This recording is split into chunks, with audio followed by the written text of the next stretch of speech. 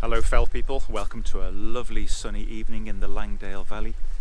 We're looking up at Pike stickle. We're with Chris Ensoll again on the Contour and Low Visibility Masterclass, and what Chris says on his site, links below, is that he's going to issue us with maps that only have contour lines on to really hone our skills to look at features, and then these will translate back to using real maps without having to rely on paths, walls, streams that all change over time. So there's a group of people out, it's 2 p.m. and we're going into the night. So I'll join Chris in the group and we'll see what happens. Thanks for watching.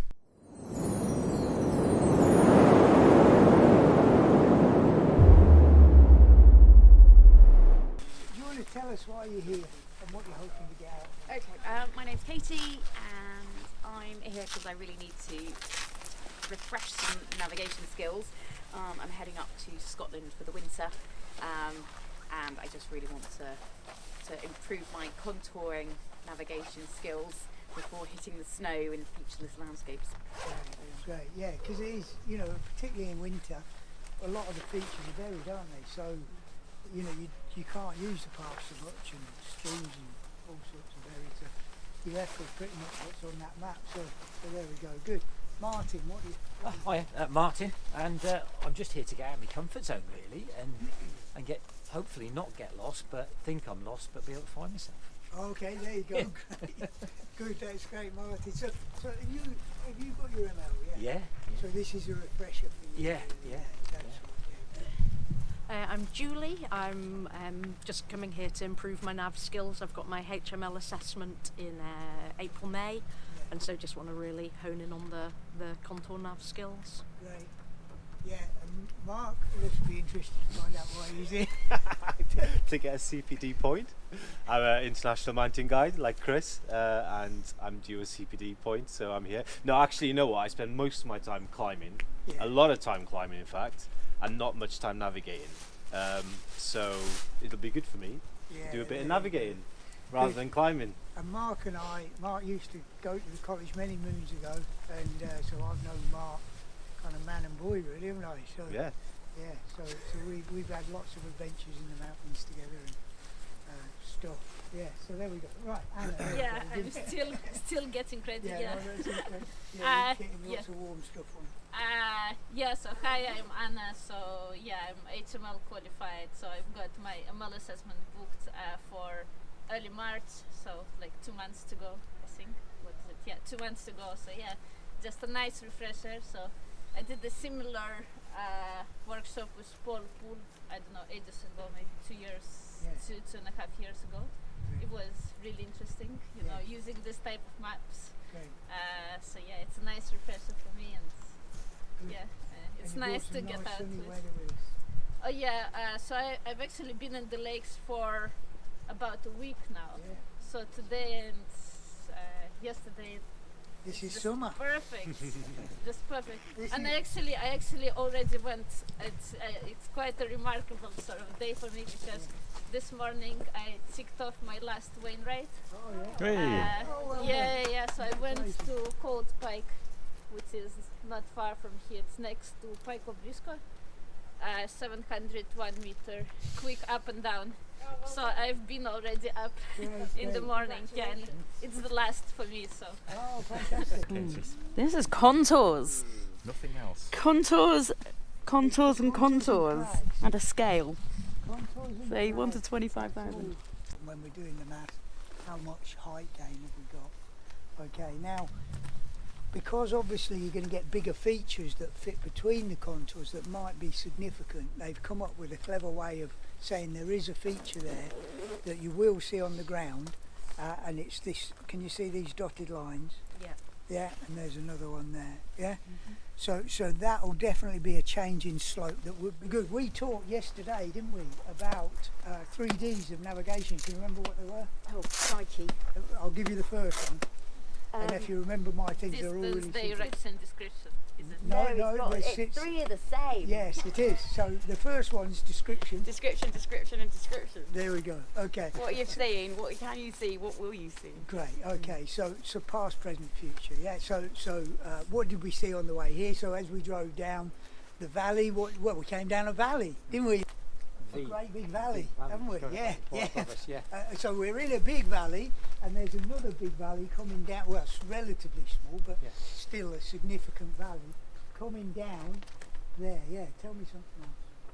Okay, good. So angle, aspect, altitude. So Mark told us that we're on a flat bit and we've got some steeper ground up here. Tell me something else about where we're standing. Okay, so that'll probably do. So how many things did we have there? Cracks, aspects.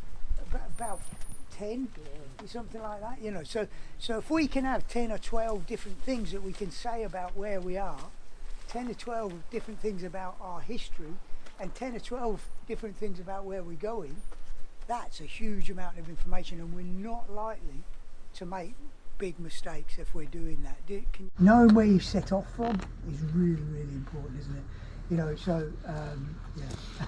So we are. I've been out More or in a less here. tent somewhere that I thought I'd left it here, and I'd actually left it. Here you go. Have a walk up the bank. They just follow each other up. So what's going on now is Chris is doing movement coaching skills, and this is part of a navigation. And what struck me about any part of or any days with Chris is that he always throws in learning every minute of the day, and it actually makes him quite hard to film because there's so much content, like all the time. And the other thing is, yesterday and today there were international mountain leaders and British mountain guides, highly experienced people that are still on Chris's courses, getting valuable information and getting CPDs, and he can adjust his teaching for all levels. So it might be a very experienced international mountain leader or guide, or somebody who's just trying to develop their skills in the mountains, and he'll adjust the information for the whole group, making sure that everybody gets something out of it. So look at your pelvis is all uphill. Yeah. My pelvis was all downhill. So let's try going further. This is the famous Bobby. Hey Bobby. He just hangs around, don't you? A lovely dog. Hey Bobby. So what's going on here is Chris is giving body positioning, coaching, holding hands and making sure that you've got a strong position as you walk up, and the other person's trying to pull them down when they think they're at their weakest. And it's a good way of checking that your method of ascending or descending and movement is strong at all times.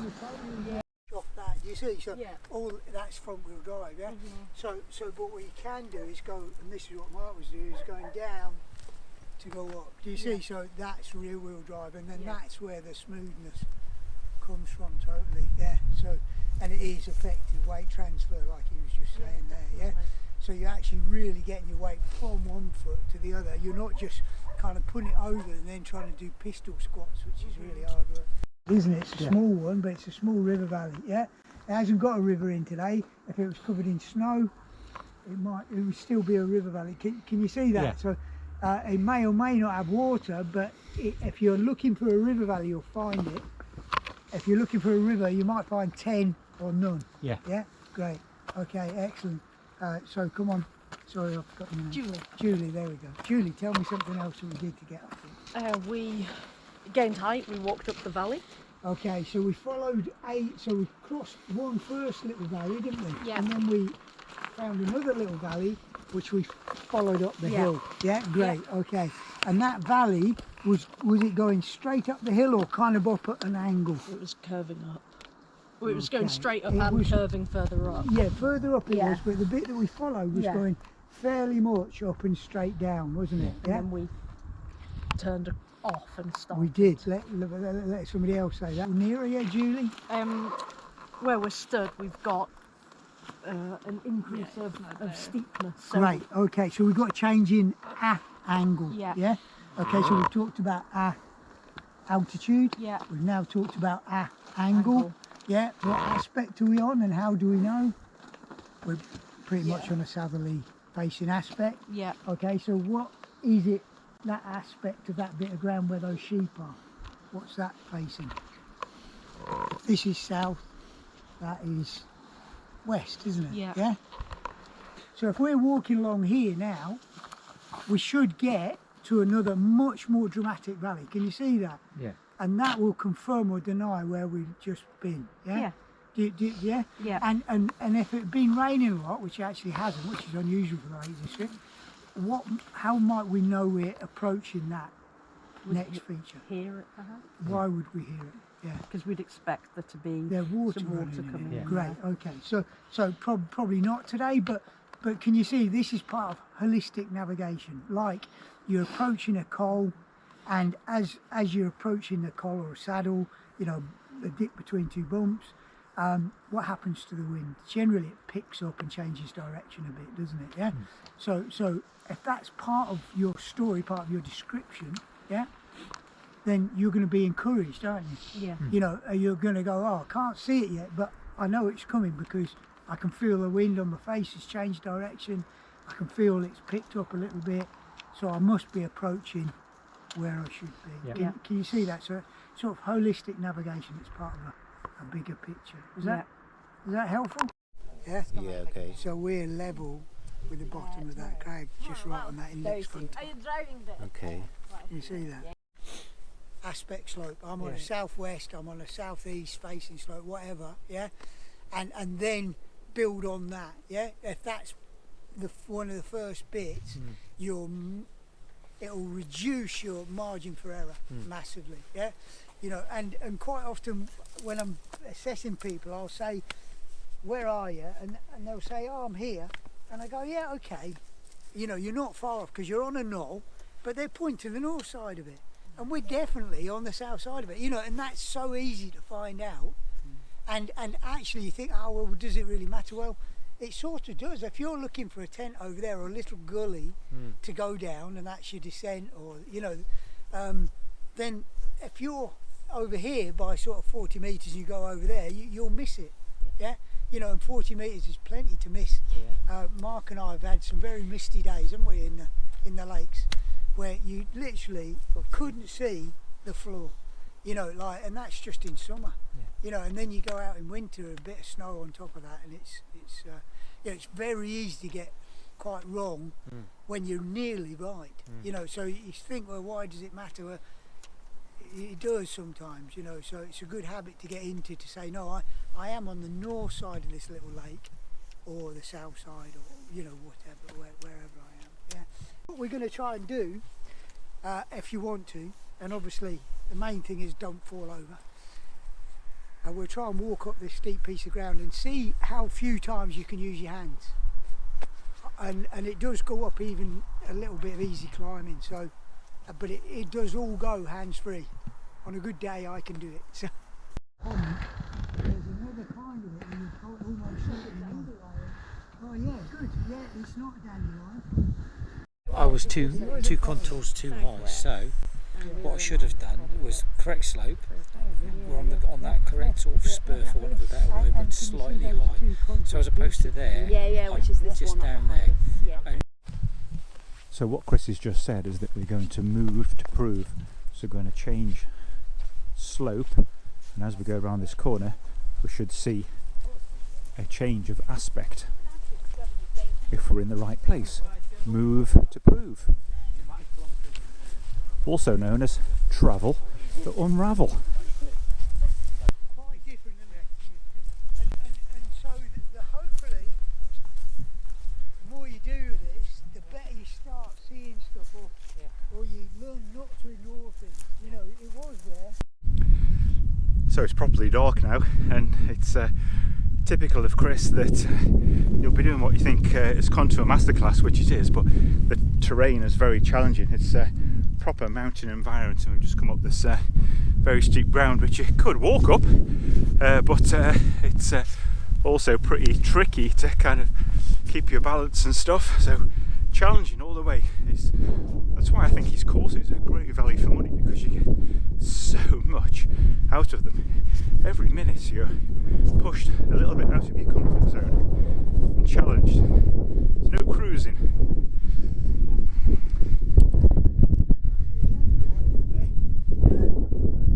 Really good with sheep though, isn't he? He's very good with sheep. Great. Okay, so tell me some things about what we did to get up here. Let's try and talk about aspect and angles and stuff. By me again? What is it? Sedges have edges and rushes around, and grasses have knees that go down to the ground. There you go. Have you got that, fell people? Over your head. Okay, Yeah. And see where that contour touches that contour? And that's it.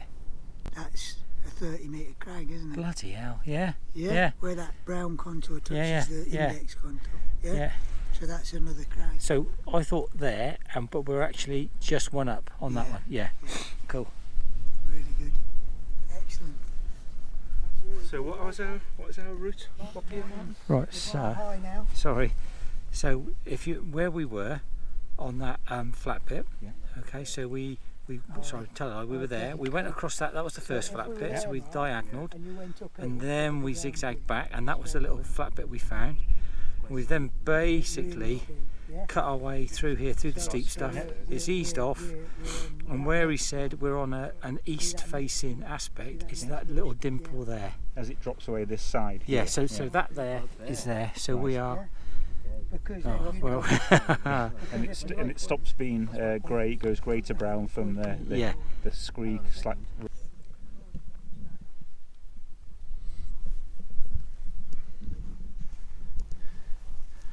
So in the darkness now, it's definitely time to nail down onto those micro details. You can't use your big torches to look a long way. You've got to really bring it down in close and use your magnifying glasses. It's all good stuff. But it's typical of Chris that we've come up very challenging terrain. It's why his courses are often such, I would say, good value, but packed with stuff, because we've come up very steep ground here that really kind of focus the mind, but it's proper mountain navigation, proper mountain This is really terrain. cool. So look at this. So the point that I just pointed you out at. So have you got it? Yes. Yeah, great. So just have a look over here. Let's shine the light over there. So one of the fine small points was that if we are on this contour that we think we're on, if you follow the contour across on your map and follow it carefully, it bends in slightly. Can you see that dip? Yeah. And so it forms a little bowl, and then it goes across and hits that crag. Yeah. Okay. So now you won't always pick up that level of detail, but this point here, if you look at it on the map, you'll see there's a little bend in the contour. You might need a magnifying glass to see it. So if you can find a little point, sticky out a bit here, and then follow it across, that's like a really cool little detail that happens to be there.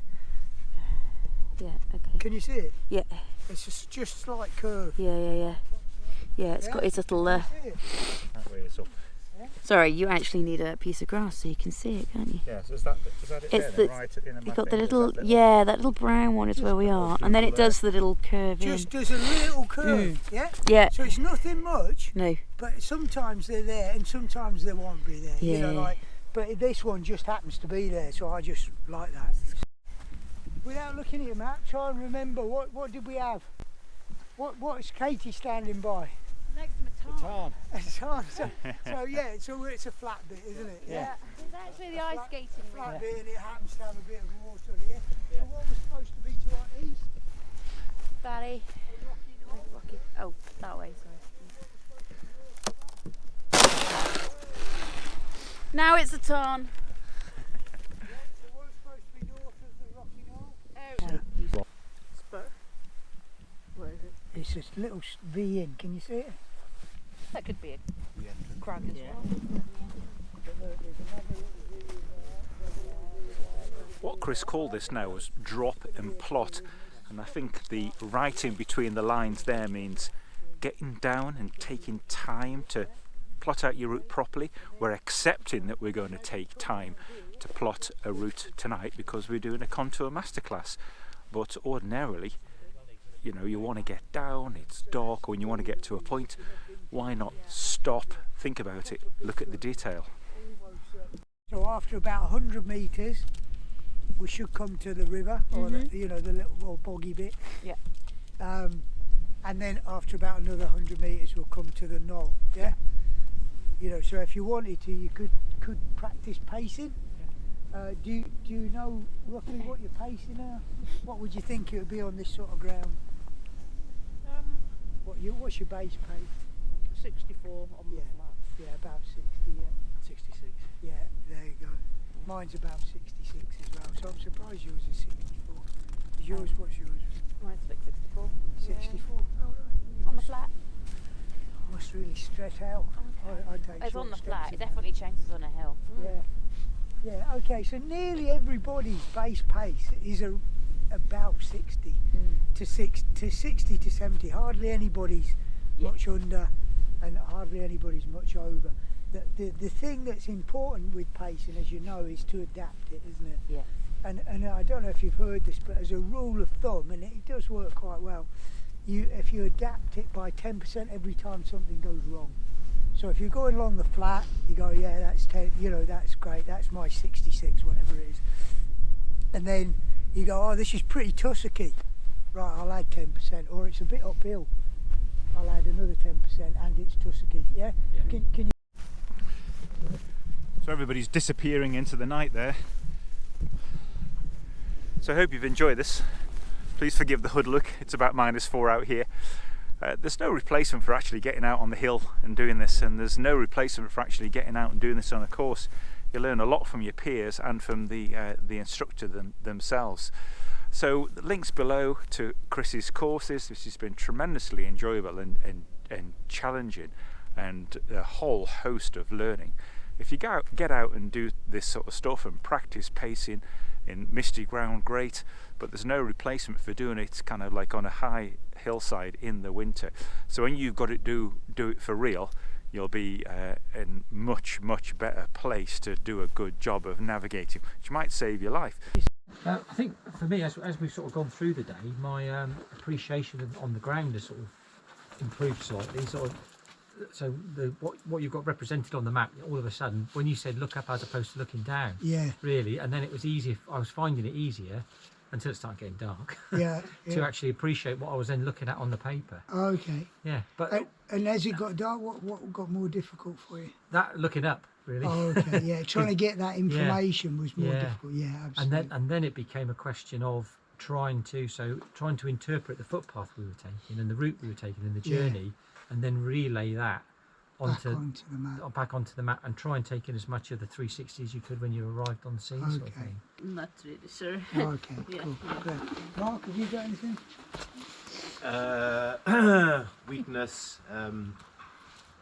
I suppose I'm quite used to doing quick nav, so because you've got clients on the case or you're bad weather, I tend to just go right. We're there. We're roughly about there. We're going there, so we just crack on. So I was probably not being quite as accurate as I should have been. Maybe homed in a bit more. But you got. Yeah, there was just a couple of things. Like if I stopped and maybe just walked over and had a proper look, I would have seen. Actually, it's exactly there rather than it's about there. Yeah, good. So I'm doing too much. It's about there. Yeah. I know it's tight. It's right there. Yeah, and Anna did a little bit of that. She walked around a little bit, and that's always good, isn't it? If you're not quite sure, go and have a look around and you'll get a bit more better idea. Yeah, great. Yeah. And then what about for you, Julie? Really similar on what I want to improve in, rather than just sort of thinking, right, within this area, it's trying to think actually which of those contours are you on. There's a difference rather than sort of saying about here. Just more consistency with pinpointing exactly. And I think I got a much deeper appreciation and understanding for the finer detail on the Harvey maps. Great, good. And Katie?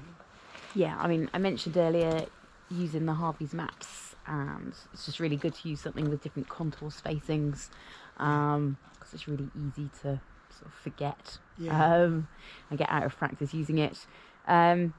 generally just I came here to improve my contour navigation, Yeah. and to give it a good refresh, and I feel like I've had a really good refresh on that. Great. Couple of times I know I do it again, just I could be more accurate. Okay. I know I could be more accurate. Just tidying it up. That last little tweak polishing on the spanner. Great. Yeah. Okay, well that's great. I mean, it sounds like, you know, we've all had a good time, and that's great. It's certainly been a lovely night for it, hasn't it? It's just been beautiful. Hi, I hope you've enjoyed this episode. There's 3 parts to this trip. I'm actually car camping at Sykeside campsite near Brothers Water. It's been great, but pretty cold at night, about -3 to 4, but that's been absolutely fine. Make sure you watch all 3 parts. Part 1 is Jack's Rake Scrambling, Part 2 is Winter Mountaineering with Chris Ensoll, and Part 3 is Contour and Navigation Masterclass, again with renowned guide Chris Ensoll. Thanks for watching.